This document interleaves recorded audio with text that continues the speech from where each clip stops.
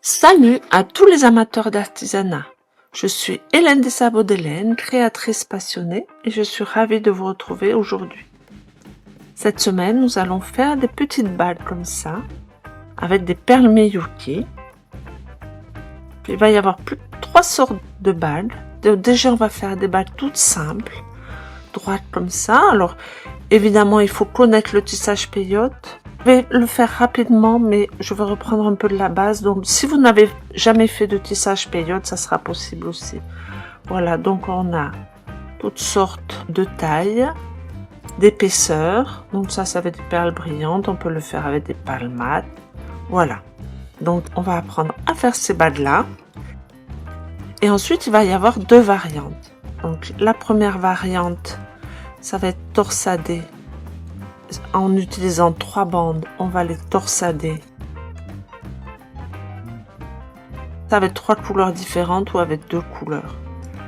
On va torsader chaque petit morceau pour faire un petit peu plus de volume pour la balle. Ça, c'est la première variante. Et la deuxième variante, on va faire une balle toute simple et on va rajouter des petits morceaux comme ça qu'on va entrelacer afin de faire une petite épaisseur pour la balle. Pour faire ces balles, il va falloir vous munir d'un appareil comme ça. C'est pour mesurer le doigt. On passe le doigt là comme ça.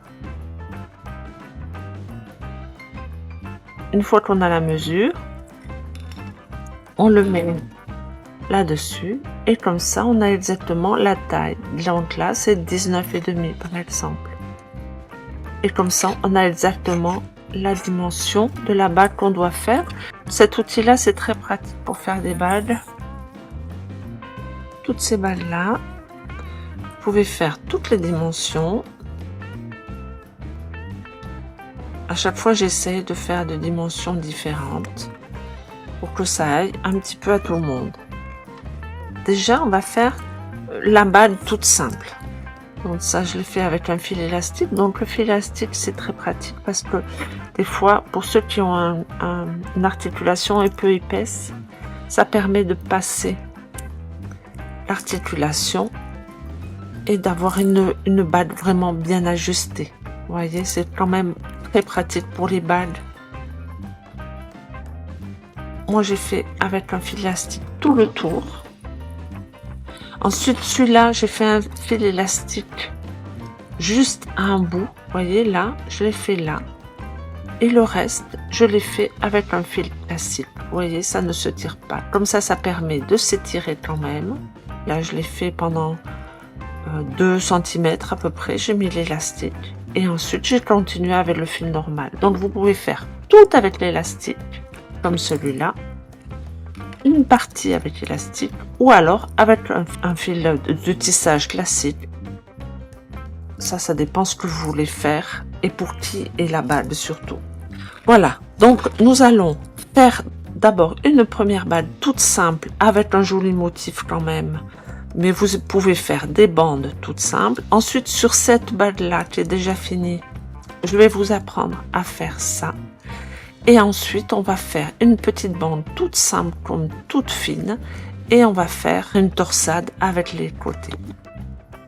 Voilà le motif que je vous propose. Moi, je vais utiliser du fil élastique. Prenez à peu près 2 mètres. Normalement, 2 mètres, c'est suffisant.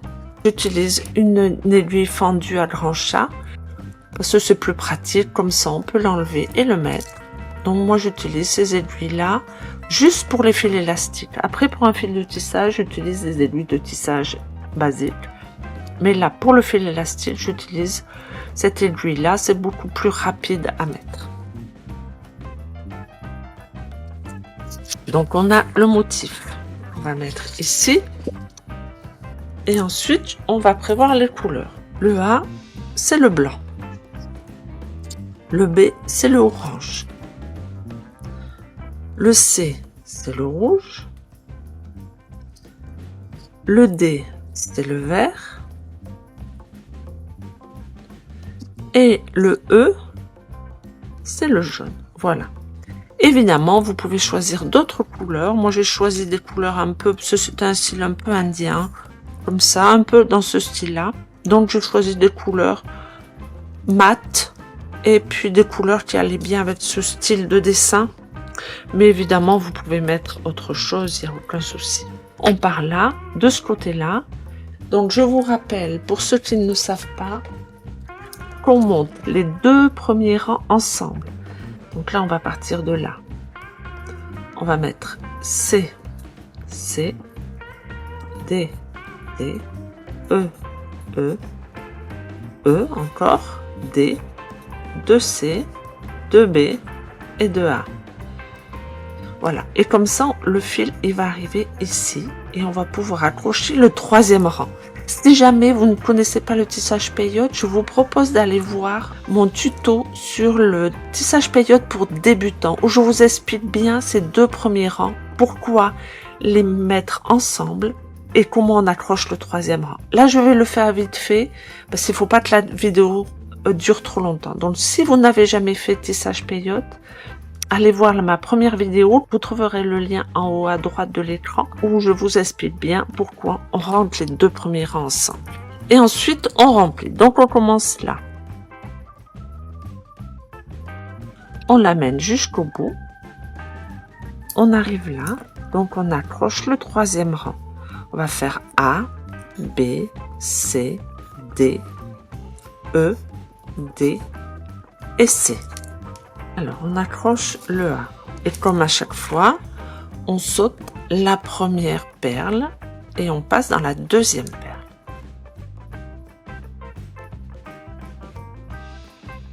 Pour le fil élastique, comme il y a des multibrins, et bien forcément, ça va s'user au bout d'un moment et des petits brins vont se casser, ça fera pas joli. Donc, je vous montre, prenez la perle et vous faites passer la perle là. Parce que souvent ici, du coup, on tire trop quand on tisse et donc du coup, on casse les multibrins. Donc, on fait passer la perle d'abord. Faites bien attention au début. Donc là, on va mettre B, C, D, D, D, C, B. On est arrivé par le A et on va aller sur le B.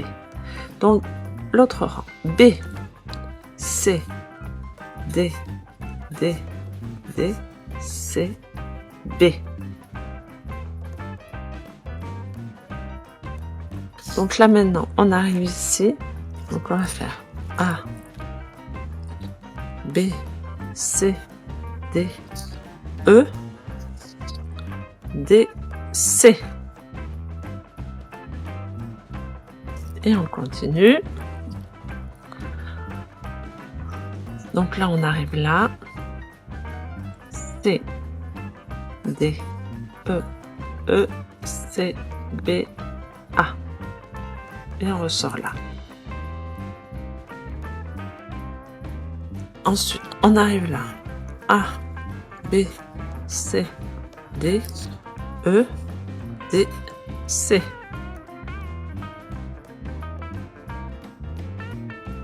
La B, C, D, D, D, C, B.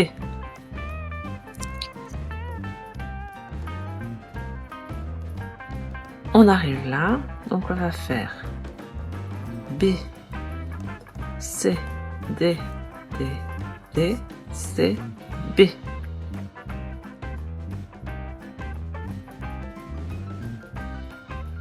Donc A, B, C, D, E, D, C.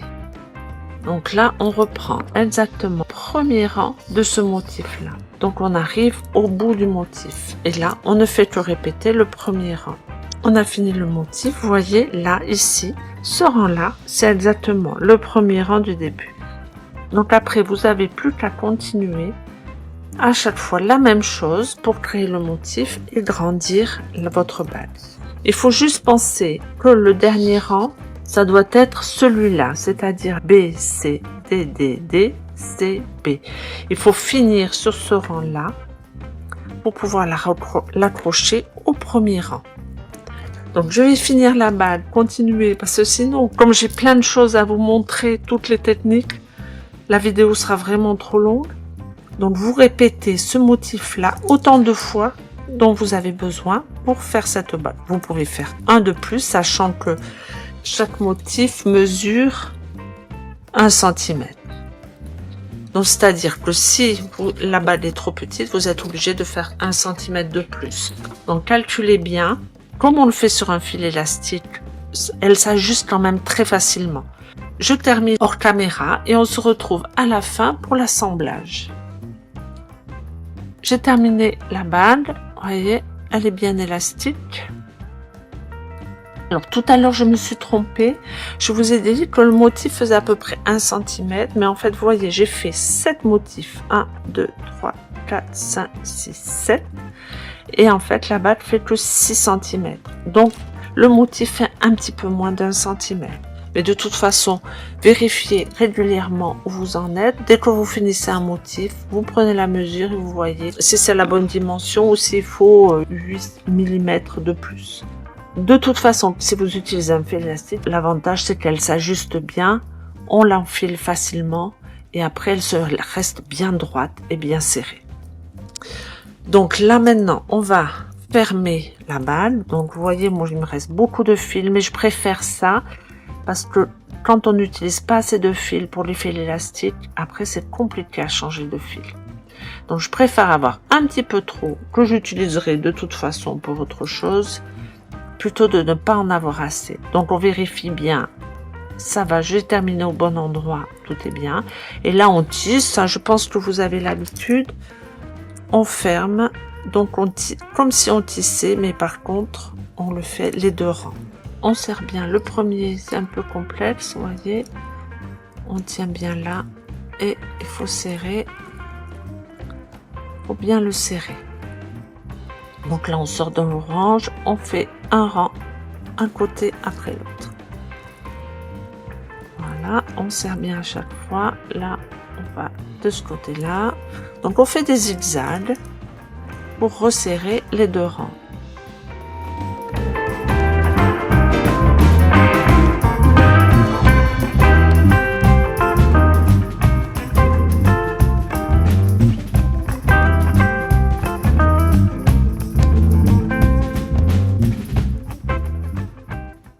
Voilà, pareil avec le fil élastique, il vaut mieux faire perle par perle. Avec un fil de tissage, on peut faire un zigzag comme ça et serrer après. Là, avec le fil élastique, pensez toujours qu'il ne faut pas l'user trop. Donc, on fait perle par perle. Voilà. Et ensuite, on rentre dans toutes les perles. Ce fil-là, on le met bien de côté. Et on va rentrer là. Et ensuite, on fait courir le fil un peu partout. Ça, vous avez l'habitude aussi, normalement, si vous avez déjà fait du peyote, quand on change de fil ou qu'on arrête un fil, on le passe comme ça. Avec un fil élastique, il faut le faire beaucoup plus qu'avec un fil de tissage. C'est comme on tire après sur l'élastique, donc forcément, ça tire aussi le fil qu'on a bloqué.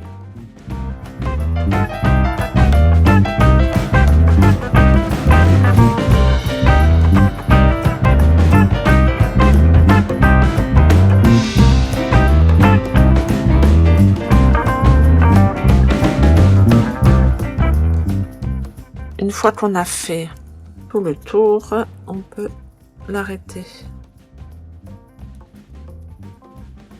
Moi, je coupe à l'intérieur parce que comme ça se voit pas. Le deuxième fil, on a enlevé la perle de blocage et maintenant on fait exactement la même chose. On va bloquer ce fil là. Voilà, on a fini cette petite bague. Je viens de finir le montage et je me suis aperçue que rien que pour cette bague, j'étais déjà à plus de 13 minutes. Donc je vais arrêter là pour cette vidéo et la semaine prochaine, je vous montrerai comment faire pour faire des bagues entrelacées. Là, on peut en faire avec des perles mates, avec des perles brillantes, de toutes les couleurs. Donc la semaine prochaine, je vous montrerai comment faire cette bague là et comment faire cette bague avec comme un petit joyau au-dessus. Voilà, le tournage est fait, vous voyez, c'est cette bague-là que j'ai faite. Il me manque à faire là le montage et de vous proposer cette vidéo la semaine prochaine. Pour le tissage que vous avez vu cette semaine, d'une bague toute simple, vous pouvez faire avec le motif évidemment, mais vous pouvez faire ceci rayé de plusieurs couleurs avec des perles brillantes. Là, je l'ai fait avec des perles mates et là, vous pouvez le faire avec des perles brillantes. Comme ça, tout simplement, avec 2 couleurs, 3 couleurs. Voilà, vous pouvez faire tout ce que vous voulez avec cette technique-là, de la taille que vous voulez. J'espère que cette vidéo vous a été utile et vous a permis d'en apprendre davantage. Dites-moi en commentaire s'il y a un tuto que vous aimeriez que je fasse ou s'il vous manque certaines explications. N'oubliez pas que les liens de certains produits de cette vidéo sont dans la description. Ce sont des outils ou du matériel que j'utilise personnellement, que j'ai acheté moi-même et que j'apprécie pour leur rapport qualité-prix. En utilisant ces liens, vous soutenez ma chaîne sans coût supplémentaire pour vous et ça me permet de continuer à vous offrir du contenu de qualité. Merci beaucoup pour votre soutien et pour l'intérêt que vous portez à ma chaîne. N'oubliez pas de vous abonner pour ne rater aucune exploration créative. Bonne création et à très bientôt.